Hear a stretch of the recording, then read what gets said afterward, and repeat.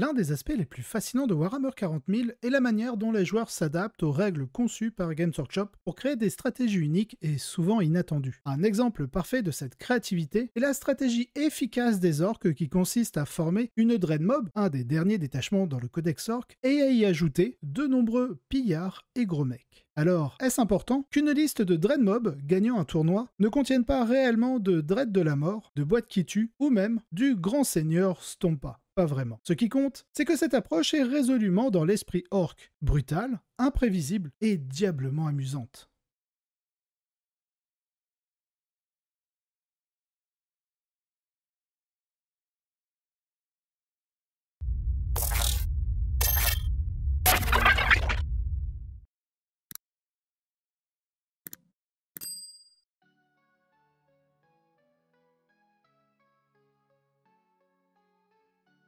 Cela soulève une question stratégique intéressante. Étant donné que les jets de touche généralement médiocres des orques, quelle est la meilleure manière d'exploiter la capacité Dread Mob et les relances pour les pillards? La Dread Mob offre aux joueurs 3 options stratégiques. Le fait de choisir parmi ces options rendra vos armes à risque. La première, c'est la touche soutenue. Elle permet de générer des touches supplémentaires sur des touches critiques. La seconde, les touches fatales. Cela transforme les touches critiques en blessures réussites automatiquement, augmentant ainsi la létalité de votre unité. La troisième option, augmenter la PA de 2 sur une blessure critique, rendant les attaques plus pénétrantes sur des jets de blessures critiques. Les pillards, quant à eux, peuvent choisir entre 2 options de relance. Relancer les jets de touche de 1, ou alors relancer tous les jets de touche si la cible est à portée d'un marqueur d'objectif, ce qui augmentera considérablement les chances de toucher. Il reste donc 2 questions essentielles. Quelle est l'option optimale parmi les capacités de la Dread Mob? Et un joueur doit-il relancer tous les jets de touche dans l'espoir d'obtenir des critiques? La première chose que nous devons faire est de comparer la touche fatale à la touche soutenue 1. Bien que j'aimerais examiner l'effet de l'augmentation de la PA, la possibilité de relancer les touches signifie que les 2 autres options sont beaucoup plus susceptibles de se déclencher et donc d'avoir un plus grand impact. Pour examiner la différence entre les deux, nous pouvons considérer les blessures attendues qui seraient infligées à une cible en fonction des jets de touche et de blessures requis. Les résultats sont assez intéressants. Le choix optimal entre touche fatale et touche soutenue 1 dépend entièrement du jet de blessure. Si le jet de blessure est inférieur à 4+, alors la touche soutenue 1 est la meilleure option. Au-dessus de 4+, c'est la touche fatale. Et à 4+, tout pile, cela n'a pas vraiment d'importance. Sachant que 4+, est le point d'équilibre, nous pouvons également voir comment les relances influencent le choix optimal. Tout ce qui a moins de 50% de chance de blesser est mieux avec touche fatale. Le fait que le jet de touche ne détermine pas le choix optimal signifie également que la présence de relance complète ou de relance D1 n'influence pas vraiment l'option à privilégier. Mais qu'en est-il du choix de relancer tout ce qui n'est pas un critique? Relancer les touches manquées ou les touches non critiques. Lorsqu'un joueur peut relancer n'importe quoi, il est pertinent d'examiner s'il existe un choix optimal pour rechercher les touches critiques. Les 2 graphiques ci-dessous montrent les résultats des comparaisons entre les touches fatales et les touches soutenues 1 avec différentes méthodes de relance. Comparons les options de relance. Relancer les touches manquées. Cette option maximise les chances de toucher la cible en augmentant le nombre de jets réussis. Cependant, cela ne garantit pas des touches critiques, des 6, ce qui peut être crucial selon le jet de blessure requis. Relancer les touches non critiques. Relancer uniquement les résultats inférieurs à 6 peut améliorer des chances d'obtenir des touches critiques, particulièrement utile contre des cibles nécessitant un jet de blessure de 5+, ou 6. Contre des cibles nécessitant un jet de blessure de 4+, ou moins, cette stratégie semble moins efficace. En analysant les résultats, pour un jet de blessure de 4+, ou moins, en gros, vous devez relancer toutes les touches manquées et généralement suffisant. Pour un jet de blessure de 5+, relancer tout ce qui n'est pas un 6 peut être bénéfique si votre jet de touche est de 2+. Pour ce qui est du jet de blessure à 6+, relancer les résultats inférieurs à 6 offre un net avantage. Ces observations permettent d'affiner la stratégie de relance en fonction des cibles, optimisant ainsi l'impact sur le champ de bataille. Pour conclure, utilisez la touche fatale pour les cibles nécessitant un jet de blessure de 5 ou 6+, et la touche soutenue pour toutes les autres. Bien que le résultat attendu soit techniquement le même pour un jet de blessure de 4 ou plus. La touche soutenue 1 représente un potentiel supérieur grâce à la possibilité d'obtenir des touches supplémentaires. C'est pour cela que vous pouvez entendre parler d'explosivité. En ce qui concerne les relances, sauf si vous touchez sur un 2+, vous ne devriez rechercher des touches critiques que lorsque le jet de blessure est de 6+. Dans les autres cas, il vaut mieux relancer les échecs. Au moment où j'enregistre cette vidéo, nous sommes au lendemain du live de 6h30 que nous avons fait sur les dernières modifications du jeu Balance Data Slate, Manufactorum, commentaires de règles, Raya Compagnon, etc., etc. Vous pouvez déjà retrouver la rediffusion de ce live et désolé d'avance mais j'ai fait 0 montage car autant je peux me motiver pour recouper des bouts de live de 2 ou 3 heures, mais alors plus du double, franchement, flemme. Tout ça pour vous dire que c'est la dernière top list sous l'ancien format Léviathan et j'espère que la semaine prochaine, au moment où vous écoutez cette vidéo, j'espère que la semaine prochaine on pourra commencer les tournois sous Nexus Paria. Allez, dans tous les cas, je vous laisse avec la suite de la vidéo. Commençons nos top lists avec le Super Major de Bristol, ayant regroupé plus de 260 joueurs. À la 4e place, ce sera une liste d'une faction que l'on n'a pas vue depuis un petit moment, les World Eaters. On commence avec les personnages. Angron, en tant que seigneur de guerre, Karn le Félon, le prince démon World Eater avec l'optimisation Homme de colère des reins, un maître des exécutions World Eater et son optimisation Vouche de Berserk. En unité de ligne, nous aurons 2 unités de 10 Jackal et on continue avec 2 unités de 10 Berserk de Corne, en transport dédié 2 Rhino, faut bien transporter tout ça, et dans les autres unités, on aura 3 unités de 2 rejetons du chaos des World Eaters, ainsi que 2 Hellbrutes, équipés de 2 lance-flammes lourds et leur paire de points méta Brutus. Oui, vous l'aurez remarqué, nous n'avons aucun octolier dans cette liste. Passons au débrief. Les constructions uniques débutent ici, semble-t-il. Pas d'octolier, mais des Hellbrutes à la place. Cette liste semble optimisée pour le terrain UKTC et l'environnement compétitif actuel. La configuration avantageuse du terrain UKTC rend la vitesse des octoliers moins importante pour réussir avec les World Eaters. Dans un environnement avec de nombreuses unités de mêlée résilientes, comporte un risque que les petites unités d'octoliers se fassent repousser et éliminer, gaspillant ainsi des ressources précieuses. Consolider les forces en grandes unités de Berserk assure que cela n'arrive pas. En complétant avec des Hellbrutes et un prince démon ultra résistant, la liste maintient la capacité de détruire un véhicule ou monstre en cas de besoin. J'apprécie particulièrement la menace que les Hellbrutes représentent pour les unités de mêlée à grand rayon d'action. En effet, si vous parvenez à charger une unité avec l'une de vos grosses escouades de Berserk ou de Jackal, suivant la situation, et à l'autre extrémité avec un Hellbrute, cela peut être catastrophique pour l'ennemi car le Hellbrute pourrait s'activer 2 fois. Pour finir, il y a beaucoup de rejetons du chaos, ce qui semble être une autre particularité des terrains de l'UKTC. Les petites unités peuvent être assez difficiles à déloger des objectifs en fin de partie. L'option de simplement envoyer une unité sur un objectif et d'utiliser le stratagème offrande de sang pour la verrouiller quand elle est attaquée peut forcer l'ennemi à se battre sur plus de fronts qu'il ne le souhaite. J'aime voir les listes s'adapter à l'environnement et une 4e place bien méritée pour une faction que l'on voit moins en ce moment. À la première place du podium, en 3e position, nous avons une liste Black Templar dans leur détachement signature croisé vertueux. Je pense que cela fera plaisir à Kuro. On commence avec les personnages, le Castellan, avec l'optimisation du Nonos de Tannhauser. Oui, c'est un joueur Space Wolf qui vous dit ça. Le Chapelain Grimaldus, le Haut Marshal Elbrecht. Dans les unités de ligne, alors là, attention, vous allez être surpris. On commence avec 2 grandes unités de 20 Primaris Crusader, ainsi que 4 unités de 10 escouades tactiques. Elles ont tous le fuseur et le multifuseur. Pour ce qui est des autres unités de la liste, on aura 2 unités de 5 intercesseurs d'assaut avec leur réacteur, une unité de 5 incursors, une unité de 5 infiltrators avec le Helix, les communications, et enfin 3 unités de 5 scouts. Regardons le débrief. Les escouades tactiques aussi vraies que je suis vivant. Cette construction annonce clairement son intention, submerger l'ennemi avec une énorme horde. 2 blocs de 20 avec l'accès à l'insensible à 5+, représente un défi spectaculaire pour la plupart des armées et fonctionne particulièrement bien dans l'environnement actuel centré sur la mêlée. Franchement, vous rajoutez l'armure du mépris et ces unités surpassent la plupart des unités fortes en mêlée. Qui a dit les méganobs?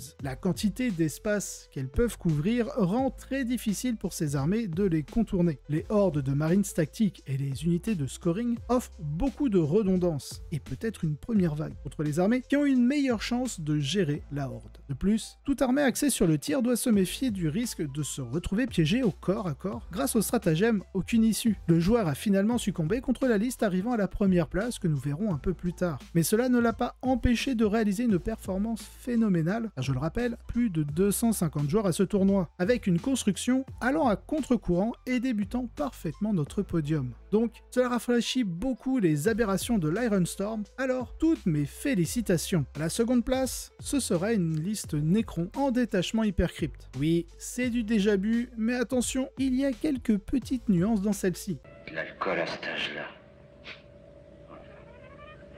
Non mais c'est un scandale, hein.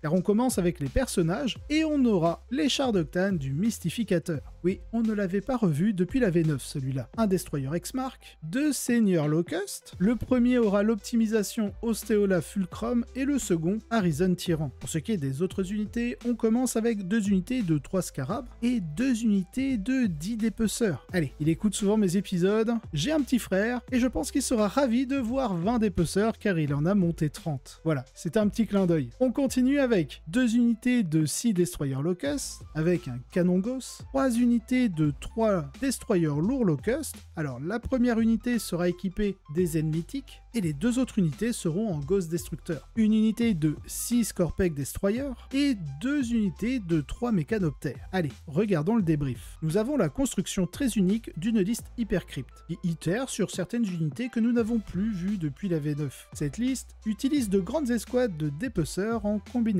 avec le Mystificateur. Vous pouvez ainsi bloquer une énorme zone d'infiltration pour l'ennemi, puis de les ramener en réserve si nécessaire. Sur les terrains de UKTC, il y a généralement de bons endroits pour les cacher afin de menacer l'adversaire en les projetant depuis une ruine. Cela, ajouté à la menace de contre-charge des Destroyers Scorpec, leur permettent de perturber efficacement la plupart des adversaires. Pendant ce temps, le nombre véritablement monstrueux de Destroyers Locust dans sa liste, pouvant se téléporter autour du champ de bataille en réduisant tous les ennemis en miettes, est assez perturbant. Les Destroyers Locust se comportent assez bien face à certains des choix populaires de l'environnement compétitif actuel. Et la possibilité d'attacher des Seigneurs Locust vous permet de vous adapter très efficacement à ce que vous rencontrez. C'est complètement différent de ce que la plupart des autres joueurs utilisent et j'adore voir quelque chose d'aussi unique prospérer. C'est un excellent travail et bravo pour cette seconde place. Enfin, à la première place, nous aurons une liste Space Marine du Chaos. Dans le détachement, il y a Renégat. Dans les personnages, on commence avec un Seigneur du Chaos en tant que Seigneur de guerre et l'optimisation Mark of the Hound. Fabius Bill, lui-même, un sorcier en armure Terminator qui aura l'optimisation Despot Claim. Dans les unités de ligne, on aura une toute petite unité de 10 cultistes. En transport dédié, 3 Rhinos du Chaos, et pour ce qui est des autres unités, ce sera une unité de 3 motards du Chaos, 3 prédateurs destructeurs du Chaos, 2 unités de 10 élus, 2 unités de 5 Avoc, alors on a une première unité équipée de 4 canons laser, et la seconde de 4 canons Reaper, et enfin une unité de 10 serres du Warp. Allez, regardons le débrief. Cette liste se comporte sur l'aspect tir des pillards renégats, en utilisant la grande synergie entre la règle du détachement et les prédateurs destructeurs, pour infliger des dégâts dès le début. Puis, en frappant l'adversaire avec des vagues d'unités mettant une pression grâce aux unités dans les rhinos, ou celles en réserve via le stratagème arrivée précipité. Fabius Bill apparaît souvent dans de nombreuses listes pillards, car il profite énormément de l'augmentation de la pénétration d'armure, et rend également votre deuxième vague plus difficile à déloger, ce qui peut être fatal pour un adversaire déjà affaibli.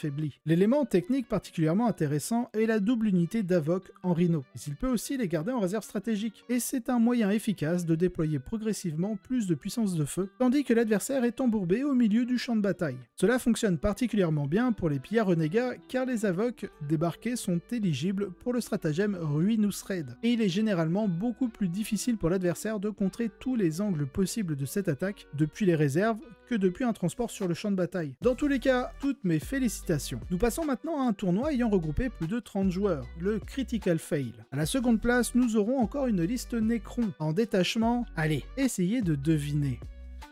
Non, ce n'est pas la cour Canoptech, ni l'Hypercrypt. Raté, ce n'est pas non plus la dynastie éveillée. Allez, je vais vous l'avouer, nous serons dans le détachement Obéissance Phalanx. Oui, vous m'avez bien entendu, l'Obéissance Phalanx. Allez, regardons la liste. Dans les personnages, on débute avec Imhotep, le Seigneur des Tempêtes. 2 tétrarques, dont l'un aura l'optimisation Warrior Noble. Et enfin, le Roi Silencieux en tant que seigneur de guerre. Pour ce qui est des autres fiches techniques, nous commençons avec 2 arches du jugement dernier. Pour ce qui est du reste, on aura 3 unités de 10 factionnaires. Alors attention, la première unité possède les 10 faux, et pour ce qui est des 2 autres unités, on sera en bouclier et épée hyperphase. On rajoute à cela le moissonneur, ainsi qu'une escouade prétorien du Triarcat, équipée de leurs longs bâtons. La liste est assez intrigante, n'est-ce pas? Vous l'avouez, je ne l'ai pas pris pour rien. Allez, regardons le débrief. Je suis vraiment épaté par cette nouveauté. J'avoue avoir choisi ce tournoi rien que pour cette liste. Le roi silencieux est véritablement redevenu excellent dans presque toutes les variantes des Nécrons, mais il est particulièrement efficace dans une phalanx, grâce à l'accès au stratagème de -1 dégâts, Nano Assembly Protocol, ce qui est similaire au Castellan Black Templar et son Onos de Tannhauser. C'est très efficace contre de nombreuses menaces actuelles, qui sont souvent dégâts 2. Étant donné qu'il peut protéger ses propres dégâts contre les modificateurs grâce à son aura, il peut vraiment dominer le champ de bataille, surtout lorsqu'il est soutenu par une puissance de feu importante et un nombre impressionnant de factionnaires. Je suppose que le plan est de faire avancer à pied les 2 unités de bouclier avec Imhotep et le Tétrarque, d'utiliser le moissonneur pour positionner l'unité avec les faux, et de faire une arrivée précipitée avec les prétoriens du Triarcat, qui sont particulièrement bons avec la capacité de détachement. Cela peut certainement poser des problèmes à l'adversaire dans différents angles du champ de bataille, et infliger des pertes importantes aux forces de mêlée grâce au stratagème Sentinel of Eternity, qui vous permettra de combattre même si vous ne vous êtes pas activé sur un 4+. Les relances fournies par le roi silencieux aux arches du jugement dernier devraient idéalement compléter la létalité de la liste. J'aime beaucoup cette liste car elle amène un nouveau regard sur la manière de jouer les Nécrons. C'est complètement différent de tout ce que nous avons pu voir jusqu'à présent. J'espère sincèrement que de plus en plus de joueurs de ligue ou de tournois solo en France essaieront d'explorer d'autres manières de jouer leur faction afin d'y amener plus de diversité. Allez, dans tous les cas, toutes mes félicitations pour cette seconde place. Enfin, à la première place, on a une liste chevalier impérial. Certains d'entre vous s'étaient plaints de voir une liste chevalier impérial jouant uniquement des armigères. Oui. Et on dit armiguerre, mais j'aime bien le dire ainsi. Eh bien, vous serez servi avec cette liste. Si j'ai encore des commentaires de râleurs, je vous mettrai au coin, sans liste, avant un sacré moment. Et toc! Allez, trêve de taquinerie, passons à la liste, qui grâce aux dernières modifications, du coup, va être grandement améliorée. Allez, on commence par des personnages avec Canis Rex en tant que seigneur de guerre, Chevalier Castellan avec l'optimisation Gardien Mystérieux. Dans les unités de ligne, ce sera très simple. Nous aurons 6 armigères Aster, ainsi qu'en unité alliée, la future défunte assassin Calidus. Car, vu comment ils ont changé la manière de pouvoir vecte les stratagèmes, je doute qu'elle reste encore présente dans beaucoup de listes. Après, sa capacité à pouvoir se repositionner ailleurs sur le champ de bataille pourrait être un atout dans les listes chevaliers impériaux. Bref, regardons le débrief. Le célèbre champion polyvalent du milieu de la 8e édition, le Chevalier Castellan, revient en force ici, introduisant une toute nouvelle génération au plus gros et plus méchant canon du secteur. Pourquoi ? Il semble qu'il y ait une réelle possibilité que de nombreuses listes échouent tout simplement à gérer cette menace. En parlant de la 8e édition, l'omniprésence du prédateur destructeur signifie que nous sommes revenus à une époque où les armes de moyenne portée sont l'outil de choix pour chasser les tanks, avec des armes à fusion renforcées. Le Chevalier Castellan, avec sa sauvegarde de 2+, et son endurance de 13, est très résistant à ce type de menaces, ainsi qu'à de nombreuses menaces de mêlée. Les gladiators lanceurs et les hammerheads représentent effectivement un problème qu'il faut éviter, mais si vous y parvenez, il semble possible de traverser le champ de bataille avec de gros canons, surtout si vous avez Canis Rex à vos côtés pour les combats rapprochés. C'est intéressant de voir une telle liste apparaître après tout ce temps. Allez, dans tous les cas, félicitations pour avoir ressuscité un tel monument du passé. Si vous avez apprécié cet épisode, n'hésitez pas à liker, vous abonner et laisser un commentaire. Cela aide énormément au développement de la chaîne, et je remercie tous ceux qui le font. Si vous voulez avoir les épisodes en avance et sans publicité, vous retrouverez en description le lien directement vers ma page Tipeee, ainsi que d'autres contreparties. De plus, vous aurez un lien d'affiliation du partenaire de la chaîne, My Hobby Place, si vous souhaitez passer commande. Allez, sur ce, je vous souhaite un excellent wargame.